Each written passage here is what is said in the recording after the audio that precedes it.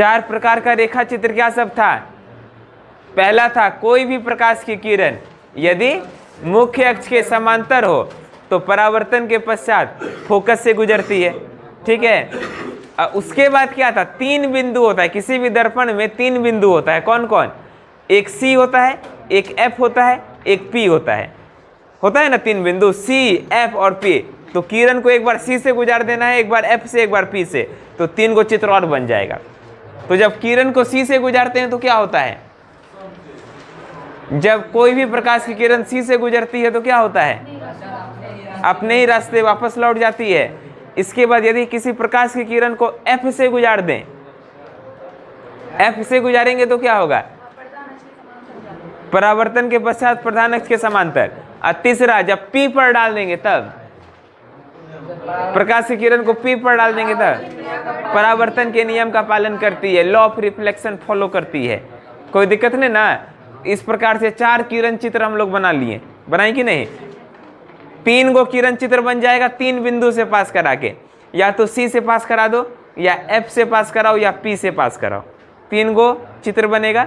और चौथा कैसे बनता है? कोई भी प्रकाश की किरण यदि मुख्य अक्ष के समांतर है तो परावर्तन के पश्चात फोकस से गुजरती है। तो ये 4 किरण चित्र हो गया। अब इन्हीं का उपयोग करके हम लोग क्या बनाएंगे? प्रतिबिंब बनाएंगे। क्या बनाएंगे? प्रतिबिंब। तुम लोगों को प्रतिबिंब भी हम बताए थे, एक ही चित्र में बताए थे। अवतल दर्पण में कितना प्रतिबिंब बनता है? 6 प्रतिबिंब बनता है ना। और हम लोग देखे थे, उससे क्या निष्कर्ष निकाले थे? अवतल दर्पण में हमेशा क्या बनता है? वास्तविक प्रतिबिंब बनता है, एक स्थिति को छोड़ के। जब वस्तु को कहाँ रखते हैं? P और F के बीच में रखते हैं, तब केवल काल्पनिक प्रतिबिंब बनता है। बाद बाकी हमेशा क्या बनता है? वास्तविक प्रतिबिंब बनता है ना। तुम लोग को बोले थे लिखने के लिए भी, लिखा है सबका? दिखाओ तो।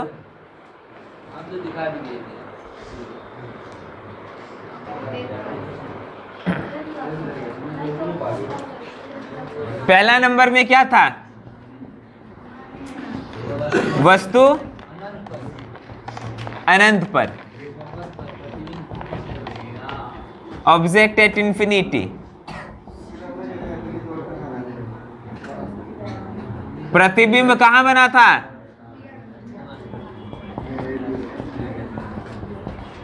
प्रतिबिंब इमेज कहां बना था? फोकस पर बना था कि नहीं? कि हाई स्कूल के मैदान में बना था प्रतिबिंब? फोकस पर, ठीक है। नहीं, हमको लगा हाई स्कूल के मैदान में। अब प्रकृति क्या है?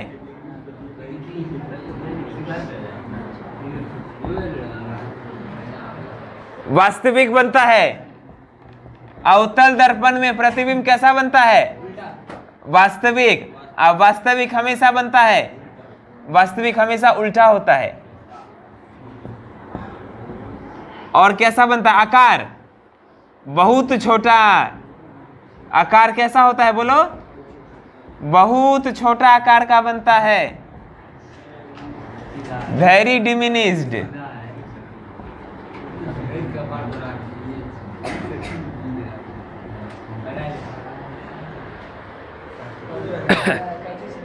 दूसरा प्रतिबिंब, वस्तु को कहां रखें? दूसरे नंबर में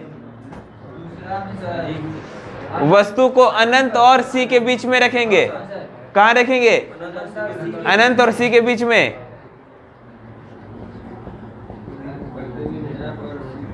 वस्तु को अनंत और C के बीच में।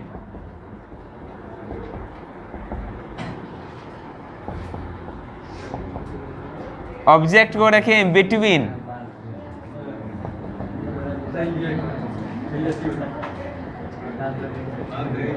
इंफिनिटी और C के बीच में रखे हैं। इमेज कहां बना? हाँ, प्रतिबिंब बना है।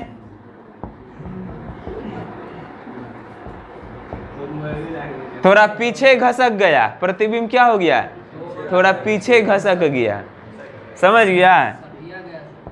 सठिया गया है।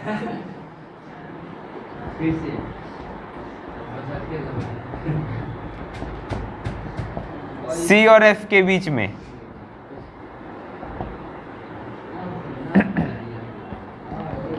अब प्रकृति क्या होगा जी? नेचर। वही होगा वास्तविक उल्टा। ये दो तो फिक्से है, वास्तविक का उल्टा। और तीसरा में सी पर बनेगा, सी पर ही रहेगा। अरे मूर्ख, वास्तविक का उल्टा। तीसरा नंबर में बोले ई कि बहुत छोटा था, इस बार छोटा बनेगा। ई वाला तीसरा बोले थे।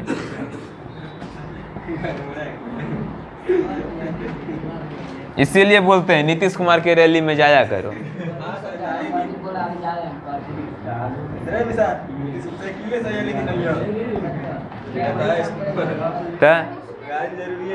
कम से कम देखना चाहिए उस, मतलब उस सब लोग में इतना लोग काहेला जुड़ जाता है। कोई भी नेता सब आता है, इतना लोग जुट काहेला जाता है। उसको क्या मिल रहा है वहाँ? लड्डू मिल रहा है, इतना काहेला चला गया। मिलता है कोई जा रहा है आएगा तो नहीं देखेगा।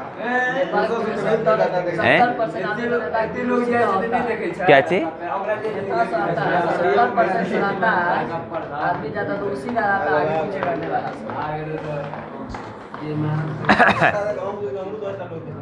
समझ गया? कोई दिक्कत नहीं ना?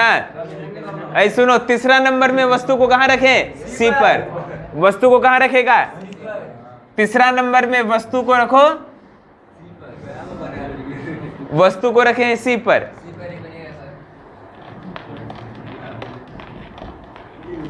ठीक है ना? सी हो गया केंद्र बिंदु। जब वस्तु सी पर है तो प्रतिबिंब भी कहाँ बनता है? सी ए पर बनता है।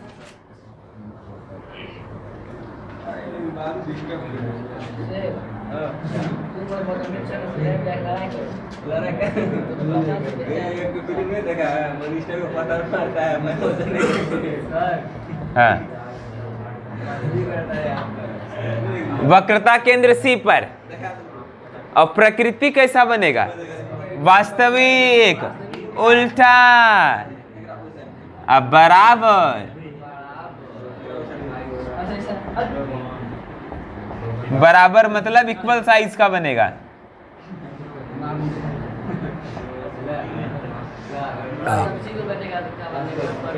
चौथा नंबर वस्तु को कहाँ रखे हैं? हाँ,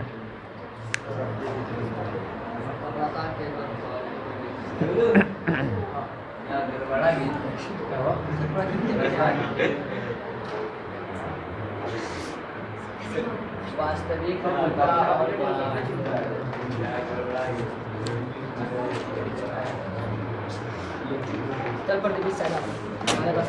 बैठे तो मतलब रखो कहीं पे बैठो, आगे बैठा है। चौथा नंबर वस्तु को रखे हैं सी और एफ के बीच में।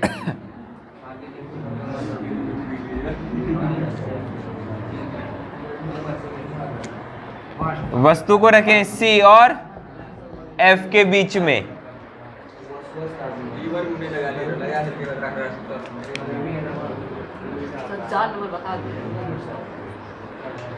Object between C and F.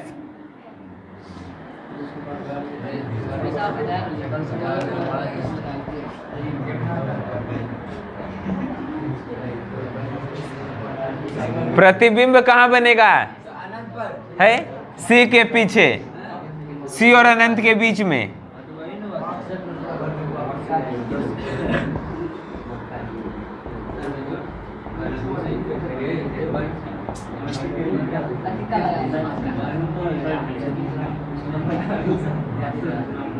प्रकृति क्या होगा? वास्तविक उल्टा। और इस बार क्या बनेगा? बड़ा बन जाएगा। क्या बनेगा? बड़ा।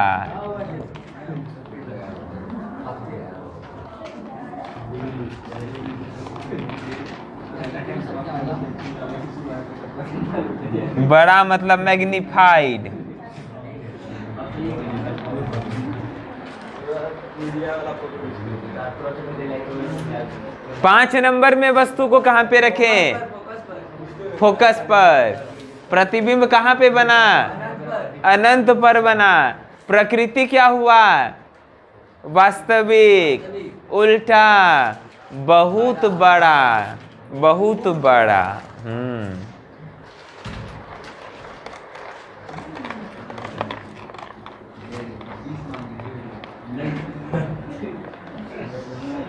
वस्तु को रखे हैं F पर।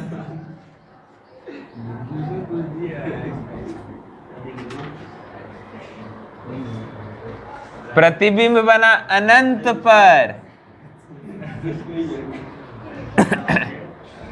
इमेज कहाँ पे बना है? अनंत पर, इंफिनिटी पर। अंग्रेजी में क्या लिखते हैं? At infinity. क्या रेखा दीदी लिख रही है ना बढ़िया से? रेखा दीदी जिंदाबाद।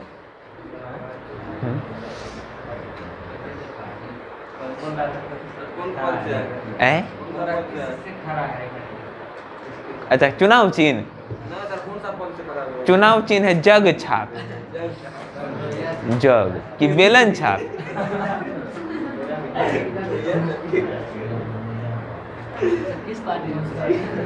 किस पार्टी? निर्दलीय है। निर्दलीय। प्रकृति, वास्तविक, उल्टा और बहुत बड़ा।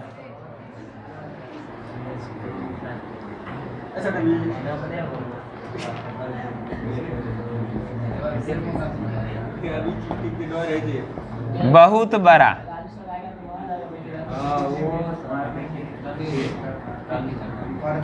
Highly magnified.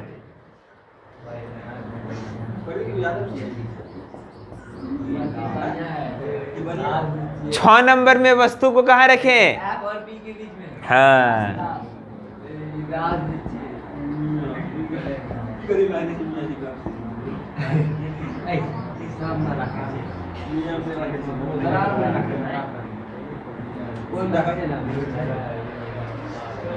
ऑब्जेक्ट F और P के बीच में है।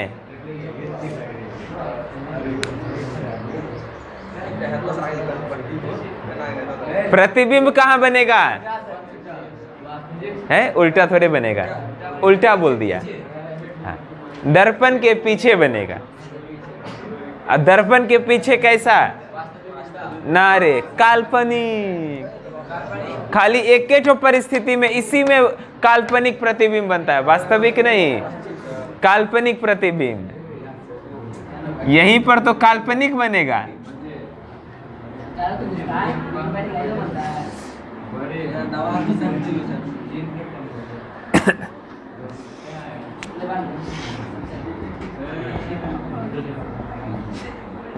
दर्पण के पीछे, बिहाइंड द मिरर।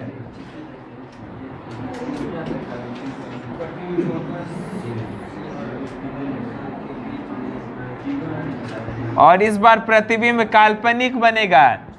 दर्पण के पीछे जो भी प्रतिबिंब बने वो काल्पनिक होता है, वर्चुअल होता है। काल्पनिक के साथ साथ में सीधा और बड़ा, मैग्निफाइड।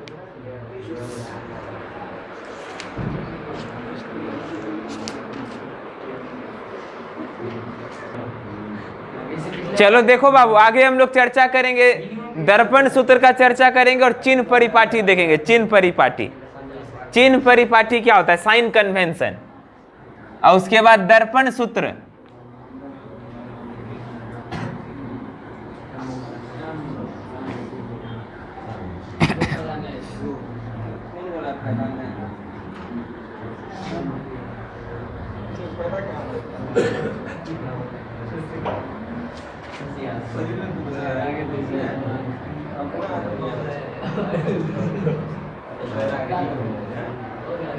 अच्छा देखो,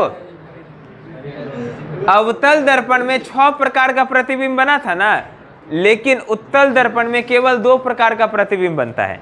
उत्तल दर्पण में केवल 2 प्रकार का। देखो उत्तल दर्पण में कैसे प्रतिबिंब बनता है। अभी तक हम लोग देखे थे केवल अवतल दर्पण का, अब उत्तल दर्पण द्वारा प्रतिबिंब देखो।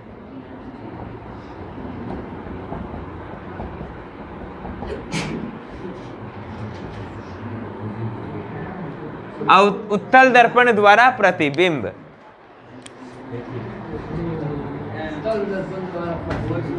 Image by convex mirror. इसमें केवल दो स्थिति होता है, केवल दो स्थिति। क्या सब होता है? पहला, वस्तु अनंत पर, यहां केवल दो परिस्थिति में बनता है। उत्तल दर्पण में हमेशा काल्पनिक प्रतिबिंब बनेगा। हमेशा क्या बनेगा? काल्पनिक, वास्तविक नहीं बनेगा। उत्तल दर्पण में हमेशा काल्पनिक बनेगा। तो देखो वस्तु अनंत पर है, इसका चित्र भी बना देते हैं पूरा पूरी। वस्तु अनंत पर है, प्रतिबिंब कहां बनेगा? देखो यहां बन गया फोकस पर। वस्तु है कहां पर? वस्तु कहां पर है? अनंत पर है, फोकस पर बोलता है। फोकसे गड़बड़ा गया है तुम लोग का। वस्तु है अनंत पर, तो प्रतिबिंब कहां बना? फोकस पर। ठीक है, एक स्थिति ये हो गया।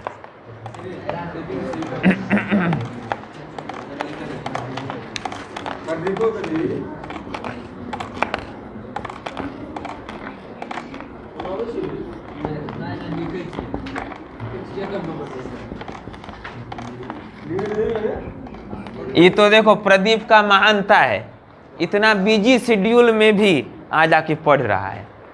उसको तो राइफल लेके वहां पे रहना था, है ना। इसका महापुरुष लोग का लक्षण है, महापुरुष लोग का लक्षण है। हाँ, गोलू तो है ये बाबू, बहुत बिजी था, कल भी नहीं आ पाया था, लेकिन आज आना पड़ा। ये सब महापुरुष लोग है, क्या समझे, महापुरुष सब है ना। आया है बाबू, आया है, पढ़ने आया है, इतना बिजी समय में भी आया है, क्या समझे। हाँ, तुरंत यहाँ से निकलेगा राइफल लेके, देखना। हाँ है, मेरा शिष्य लोग जा रहा है। चलो, प्रतिबिंब कहाँ बनेगा? फोकस पर। प्रतिबिंब कहाँ बनेगा? फोकस पर।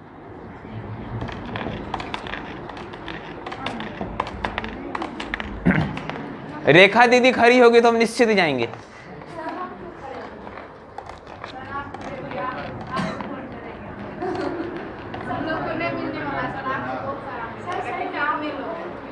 चलो आगे देखो, तुम लोग वोटर कार्ड बनवाओ, उसके बाद विचार करेंगे। वोटर कार्ड बनवाओ सब लोग। क्या रे सागर, वोटर कार्ड बनवाओ जल्दी से। चलो, प्रतिबिंब का प्रकृति।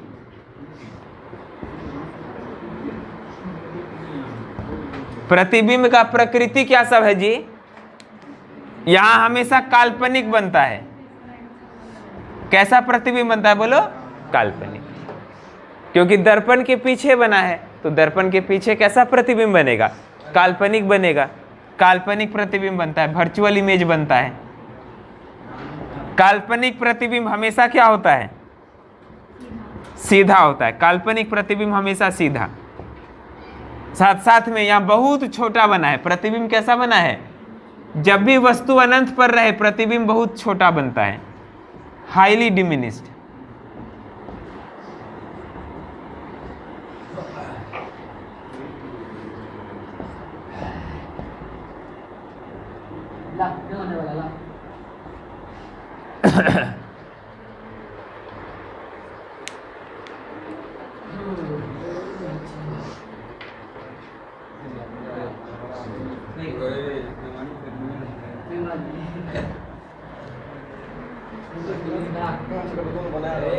तो उत्तल दर्पण में दो ही प्रतिबिंब बनता है। देखो दूसरा कैसे बनेगा?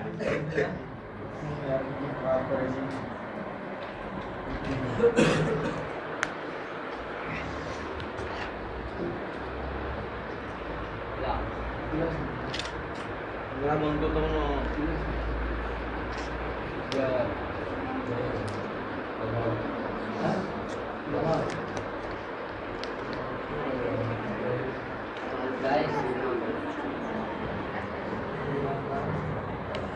चलो देखो दूसरा नंबर में वस्तु कहां है। पहला नंबर में वस्तु रखे थे अनंत पर, दूसरा वस्तु अनंत और पी के बीच में कहीं पे भी रख दो। यहां केवल दो प्रकार का प्रतिबिंब बनता है, एक हो गया ये और दूसरा कहीं पर भी अब रख दो, वस्तु को कहीं पर भी रख दो, वस्तु अनंत और पी के बीच में कहीं पे भी रखो।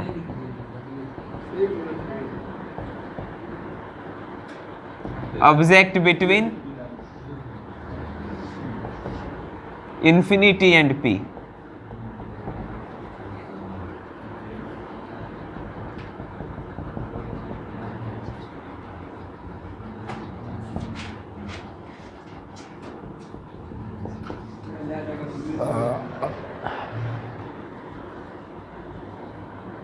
वस्तु को रख दिए बाबू, देखो कहीं पर रख दिए वस्तु को।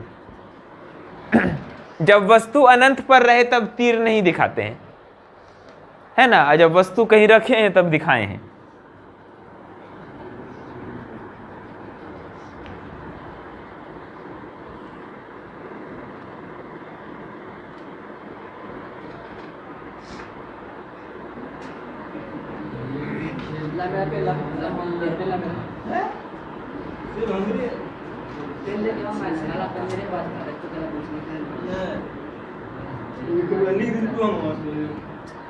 ये मेरा ये नहीं लाओ ना, लिखने दो ना आप।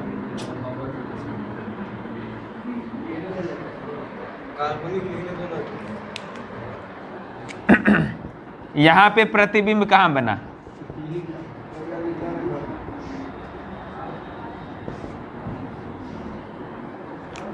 पी और एफ के बीच में।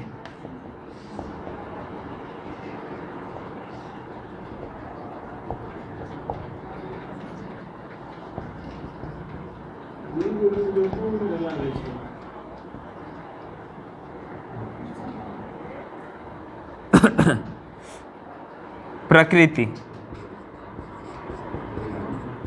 प्रकृति क्या सब है? नेचर। काल्पनिक, काल्पनिक हमेशा क्या होता है? सीधा होता है और छोटा बनेगा।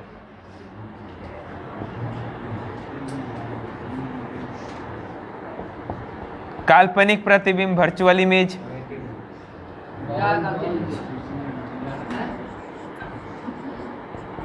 सीधा बनेगा और छोटा बनेगा।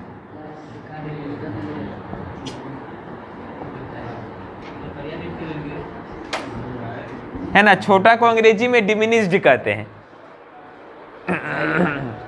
तो उत्तल दर्पण में केवल दो प्रकार का प्रतिबिंब बनता है। अच्छा बताओ, उत्तल दर्पण का उपयोग क्या है? बोलो तो, उत्तल दर्पण का कहाँ उपयोग करते हैं? उत्तल दर्पण का कहाँ उपयोग करते हैं? गाड़ी का जो शीशा लगल रहता है दो ठो, है ना, हेडलाइट नहीं, पीछे देखने के लिए गाड़ी में नहीं दर्पण लगल रहता है, तो वही जो दोनों दर्पण है वही है उत्तल दर्पण, साइड मिरर, है ना। गाड़ी का जो साइड मिरर होता है वो क्या होता है? उत्तल दर्पण। उसका उपयोग क्या है? पीछे देखने में किया जाता है। देखो हर गाड़ी में बाबू दो गो आंख होता है, दो गो कान होता है। हर गाड़ी में क्या होता है बोलो? जैसे हम लोग को होता है ना दो गो आंख और दो गो कान, गाड़ियों में होता है। देखा है? गाड़ी का दो गो आंख कौन है? उसका जो हेडलाइट रहता है आगे से, गाड़ी के आगे जो हेडलाइट है उसका दो गो आंख है। अब बाहर से जो ऐसे दर्पण निकल रहा था वो दो गो कान है। नहीं रे, दो गो दर्पण रे, पीछे देखने के लिए जो रहता है दो गो दर्पण नहीं रहता, इसे दो गो दर्पण पीछे देखने के लिए, साइड मिरर, उसको कान कहते हैं। साइड मिरर जो क्या है? अब इंडिकेटर जो भी उसे नहीं मतलब है। तो जो साइड मिरर है वो होता है उत्तल दर्पण, और हेडलाइट जो होता है वो होता है अवतल दर्पण, है ना। हेडलाइट जो होता है आंख, वो क्या होता है? अवतल दर्पण।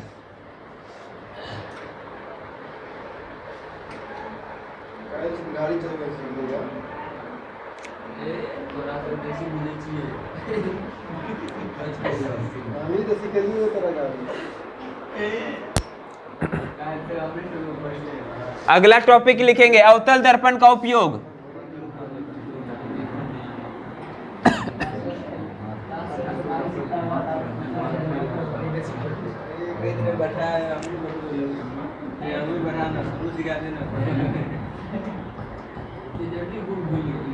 अवतल दर्पण का उपयोग, क्या सब उपयोग है अवतल दर्पण का?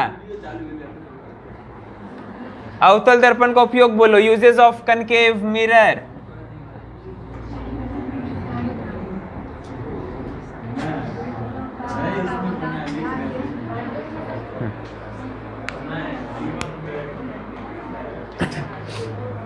पहला इसका उपयोग क्या है? दाढ़ी बनाने में हजामती दर्पण के रूप में इसका उपयोग होता है ना। दाढ़ी बनाने में हजामती दर्पण के रूप में, क्या समझे? लिखो पहला उपयोग।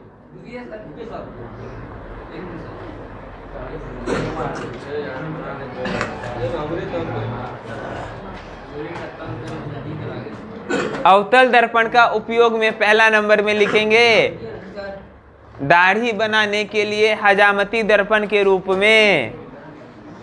अच्छा तुम लिखो ना बाबू, अंग्रेजी में थोड़े बोल रहे हैं। दाढ़ी बनाने के लिए अंग्रेजी दर्पण के रूप में। अंग्रेजी दर्पण बताओ। देखो रेखा कुमारी, दाढ़ी बनाने के लिए हजामती दर्पण के रूप में। दाढ़ी बनाने के लिए हजामती दर्पण के रूप में। हाँ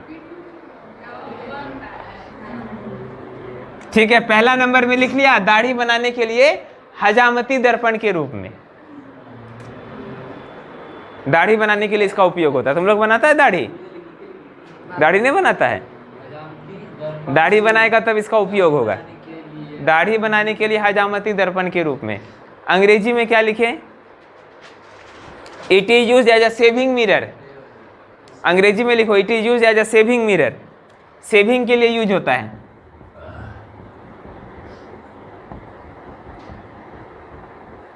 it is used as a shaving mirror, shaving करने के लिए।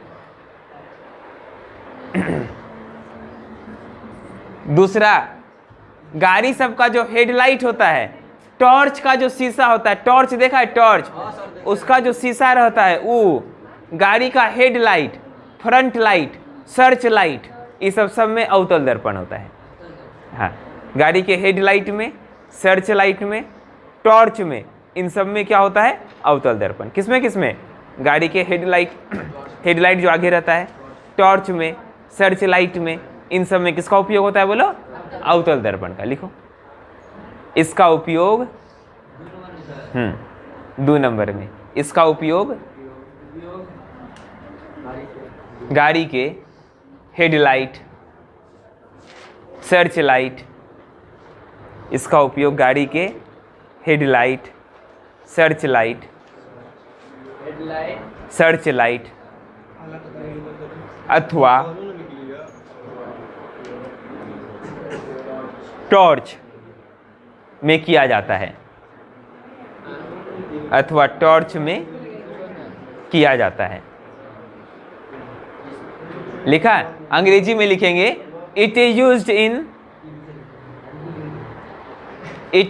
In the headlight. It is used in the headlight, searchlight. It is used in the headlight, searchlight and torch.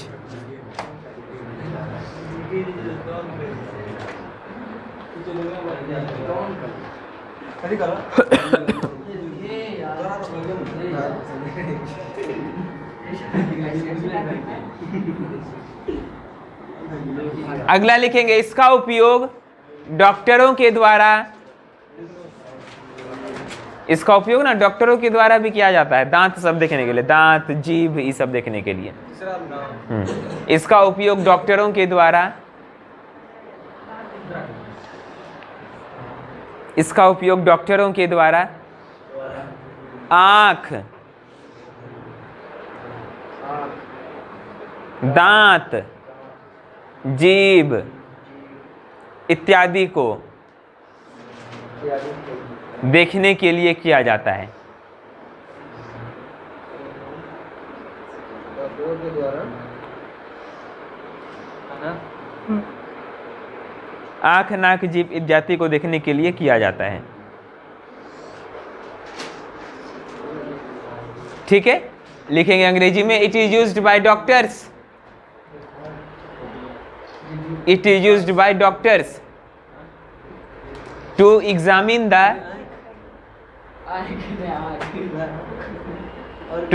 The teeth, eyes, nose of a patient, teeth, eyes, nose of a patient. चौथा, इसका उपयोग सौर भट्टी में भी होता है। इसका उपयोग सौर भट्टी, सौर भट्टी जानता है, सूरज में रख देते उसमें खाना बनता है, सौर भट्टी मतलब सूर्य में रख देने से, हाँ उसी प्रकार से। इसका सोलर कुकर, इसका उपयोग सौर भट्टी में भी किया जाता है। लिखा चौथा नंबर, इसका उपयोग सौर भट्टी में भी किया जाता है। सौर भट्टी मतलब सोलर कुकर, जिसमें धूप से खाना बन जाता है। It is used in solar furnace. चौथा नंबर में, it is used in solar furnace, खाना बनाने के लिए। अब लिखो उत्तल दर्पण का उपयोग, उत्तल दर्पण का उपयोग।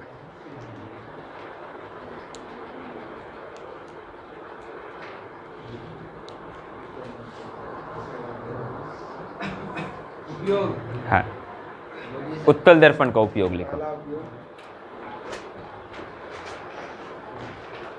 इसका एक ही उपयोग है, गाड़ी के साइड दर्पण के रूप में, है ना। गाड़ी का जो साइड दर्पण होता है ना, उसमें किया जाता है पीछे देखने के लिए, है ना। इसका उपयोग साइड मिरर के रूप में पीछे से आती हुई वाहनों को देखने के लिए किया जाता है। क्या देखने के लिए? पीछे से आती हुई वाहनों को देखने के लिए किया जाता है। लिखेंगे इसका उपयोग वाहन के साइड दर्पण,